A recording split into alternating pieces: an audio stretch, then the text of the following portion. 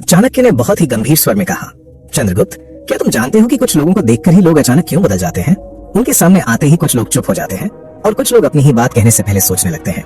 चंद्रगुप्त ने थोड़ा सोचा और फिर बोला, गुरुदेव, शायद उनके शरीर की ताकत की वजह से। चाणक्य हल्के से मुस्कुराया और बोले, नहीं चंद्रगुप्त, दुनिया शरीर की ताकत से नहीं बल्कि इंसान के व्यक्तित्व यानी उसकी पर्सनैलिटी और उसके दिमाग से डरती है। तुमने अक्सर देखा होगा, कुछ लोग बिना कुछ बोले ही पूरे कमरे का माहौल बदल देते हैं। घर हो या सभा, उनकी मौजूदगी ही काफी होती है। लोग उनकी बात काटने से पहले 100 बार सोचते हैं। और वहीं कुछ लोग ऐसे भी होते हैं जो बार बार अपनी बात समझाने की कोशिश करते हैं, फिर भी कोई उन्हें गंभीरता से नहीं लेता, न घर में न बाहर। एक शेर जंगल का राजा सिर्फ अपनी ताकत से नहीं होता बल्कि उस खौफ से होता है जो उसके बिना दहाड़े ही पूरे जंगल में फैल जाता है। असली फर्क है इंसान की मानसिक शक्ति का। जो इंसान अपने मन पर काबू पा लेता है वो बिना कुछ कहे दूसरों के मन पर अपना असर छोड़ देता है। लेकिन चंद्रगुप्त, हर कोई इस ताकत को समझ नहीं पाता। चंद्रगुप्त की आंखों में एक चमक आ गई। उसने तुरंत पूछा, गुरुदेव, क्या एक आम इंसान भी ऐसी पर्सनालिटी बना सकता है जिससे सिर्फ दुश्मन ही नहीं बल्कि हर कोई उसे हल्के में लेना बंद कर दे? जहाँ भी जाए लोग उसकी बात को महत्व दें, उसकी मौजूदगी को महसूस करें और कोई भी उसे नजरअंदाज करने की हिम्मत ना कर सके। चाणक्य ने गहरी नजरों से चंद्रगुप्त की ओर देखा और धीमे स्वर में बोले, हाँ चंद्रगुप्त, ये संभव है, लेकिन इसके लिए तुम्हें सीखने होंगे 11 मानसिक हथियार। ये हथियार किसी भी लोहे की तलवार से 1000 गुना ज्यादा खतरनाक है, क्योंकि ये शरीर को नहीं काटते, ये सीधे इंसान के मन और उसके विचारों पर वार करते हैं। और जो इंसान सामने वाले के मन को जीत लेता है उसे हराना लगभग नामुमकिन हो जाता है। चाणक्य कुछ क्षण के लिए रुके, फिर और भी गंभीर स्वर में बोले, लेकिन एक बात हमेशा याद रखना, आधा ज्ञान हमेशा विनाश का कारण बनता है। अगर तुम सच में चाहते हो कि लोग तुम्हें हल्के में लेना बंद कर दें, तो तुम्हें इन 11 हथियारों को अंत तक और गहराई से समझना होगा, क्योंकि जो 11वां और आखिरी हथियार है वो सबसे ज्यादा रहस्यमय और सबसे ज्यादा खतरनाक है। अगर तुमने उसे छोड़ दिया या बीच में ही ध्यान हटा लिया तो बाकी के 10 हथियार तुम्हारे किसी काम के नहीं रहेंगे। चंद्रगुप्त अब पूरी तरह ध्यान से सुन रहा था, क्योंकि अब बात सिर्फ सीखने की नहीं थी बल्कि खुद को बदलने की थी। फिर चाणक्य बहुत ही धीमे और गहरे स्वर में बोलते हैं, पहला मानसिक हथियार इतना आसान है कि ज्यादातर लोग उसे समझ ही नहीं पाते, और वो हथियार है तुम्हारी खामोशी। जो उथला पानी होता है वो बहुत शोर करता है, लेकिन जो गहरा समंदर होता है वो हमेशा खामोश रहता है। जिसे दुनिया एक कमजोरी समझती है, वही एक समझदार इंसान की सबसे बड़ी ताकत होती है। जो व्यक्ति बिना जरूरत के हर समय बोलते रहने की आदत रखता है, वो अनजाने में अपनी सारी कमजोरियां और अपने दिमाग के राज दुनिया के सामने खोल देता है। लोग बहुत आसानी से उसकी सोच को पढ़ लेते हैं, लेकिन जो व्यक्ति बहुत कम बोलता है वो अपने अंदर एक बहुत गहरा रहस्य बनाकर रखता है, और रहस्य हमेशा इंसानी दिमाग में एक खौफ पैदा करता है। जब लोग तुम्हें पूरी तरह समझ ही नहीं पाते तो वे तुम्हें हल्के में लेने की भूल कभी नहीं करते। ये सुनकर चंद्रगुप्त ने एक बहुत ही काम का सवाल पूछा, गुरुदेव, अगर हम चुप रहेंगे तो सामने वाले पर अपना खौफ कैसे बनाएंगे? चाणक्य ने सीधा चंद्रगुप्त की आंखों में देखते हुए कहा, यही काम आता है दूसरा मानसिक हथियार, और वो है तुम्हारी निडर नजर। जब तुम किसी से बात करते हो तो तुम्हारी आंखें तुम्हारे मन का सारा सच सामने वाले को बता देती हैं। अगर किसी से बात करते समय तुम्हारी नजरें इधर उधर भटक रही हैं, तो सामने वाला बिना तुम्हारे बोले ही समझ जाता है कि तुम अंदर से डरे हुए हो। लेकिन अगर तुम्हारी नजर एकदम स्थिर है और बिना डरे सामने वाले की आंखों में सीधा टिकती है, तो वो इंसान अनजाने में ही एक बहुत भारी दबाव महसूस करने लगता है। आंखें केवल दुनिया देखने के लिए नहीं होती, ये सामने वाले के दिमाग पर अपना खौफ डालने के लिए भी होती है। जो व्यक्ति नजर मिलाने से डरता है वो बिना लड़े ही अपना युद्ध हार चुका होता है। फिर चाणक्य अपनी बात को और गहरा करते हुए बोलते हैं, लेकिन ये नजर तभी काम करेगी जब तुम्हारे पास तीसरा मानसिक हथियार होगा, और वो है अपनी भावनाओं पर पूरा काबू रखना। बिना लगाम का घोड़ा मैदान में सबसे पहले गिरता है चंद्रगुप्त।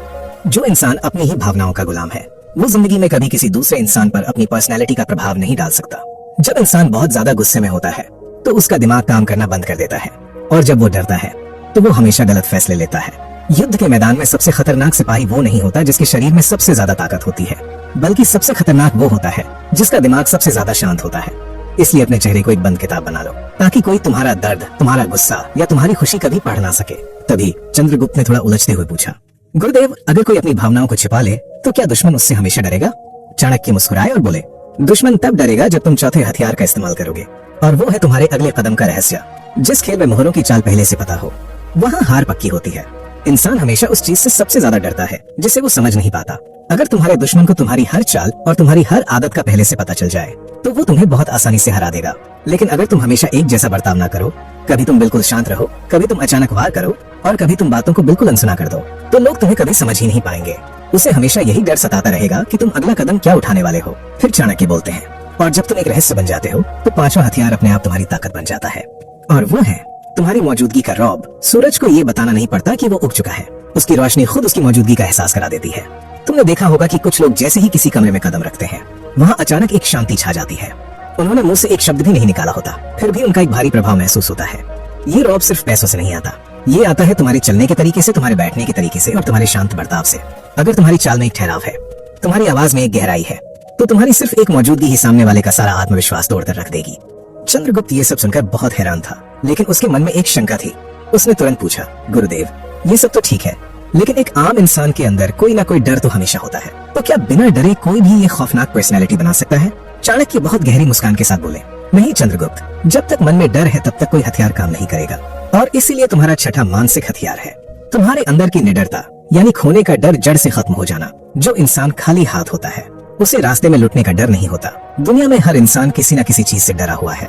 किसी को पैसे खोने का डर है, किसी को इज्जत खोने का डर है, तो किसी को अपनी जान का डर है। लेकिन जो इंसान इस कड़वे सच को मान लेता है कि इस दुनिया में कुछ भी हमेशा के लिए नहीं है, वो इंसान अंदर से पूरी तरह निडर हो जाता है। जब तुम्हारे अंदर से कुछ भी खोने का डर ही खत्म हो जाता है, तो तुम दुश्मन की सबसे बड़ी ताकत को ही खत्म कर देते हो। दुश्मन तुम्हें डराएगा कैसे, जब तुम्हारे अंदर डर नाम की कोई चीज बची ही नहीं है। और याद रखना चंद्रगुप्त, जिसे कुछ खोने का डर नहीं होता, उस इंसान को हराना किसी के बाप के बस की बात नहीं होती। चंद्रगुप्त की आंखों में अब एक अलग ही चमक आ गई थी। उसने उत्साह से पूछा, गुरुदेव, तो क्या निडर होना ही सबसे बड़ी ताकत है? चाणक्य ने अपनी आवाज में एक भारी ठहराव लाते हुए कहा, निडर होना जरूरी है चंद्रगुप्त, लेकिन बिना अक्ल की निडरता इंसान को बहुत जल्दी मरवा देती है। इसलिए हमारा सातवां हथियार है तुम्हारी अचूक रणनीति। अंधेरे में लगातार तीर चलाने से सिर्फ तुम्हारे तीर बर्बाद होते हैं, लेकिन सही समय और सही निशाने पर लगा एक ही तीर पूरा युद्ध जिता देता है। एक शेर जब शिकार करता है तो वो सीधा हमला नहीं करता, वो पहले छिपता है, अपने शिकार को देखता है, और जब शिकार सबसे ज्यादा बेफिक्र होता है तब शेर अपना आखिरी और सबसे खतरनाक वार करता है।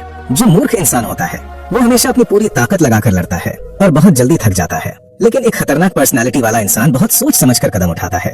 वो पहले दुश्मन को समझता है, उसकी कमजोरी ढूंढता है, और फिर अपनी पूरी ताकत से एक ऐसा वार करता है कि दुश्मन को उठने का मौका ही नहीं मिलता। फिर चंद्रगुप्त ने एक बहुत ही चालाकी भरा सवाल पूछा, गुरुदेव, अगर हम अपनी रणनीति से दुश्मन को हरा भी दें तो हम उन मतलबी लोगों से कैसे बचें जो हमारे आसपास दोस्त बनकर घूमते हैं? चाणक्य ने सीधा चंद्रगुप्त को देखते हुए कहा, यही काम आता है आठवां मानसिक हथियार, और वो है अपनी सीमाएं तय करना। चंद्रगुप्त, जिस घर का दरवाजा हमेशा हर किसी के लिए खुला रहता है, वहाँ मेहमान कम और चोर ज्यादा आते हैं। अगर तुम हर इंसान की हर बात पर हमेशा हाँ कहते रहोगे और हर किसी को खुश करने की कोशिश करोगे, तो लोग तुम्हें एक बहुत ही आसान और कमजोर इंसान समझने लगेंगे।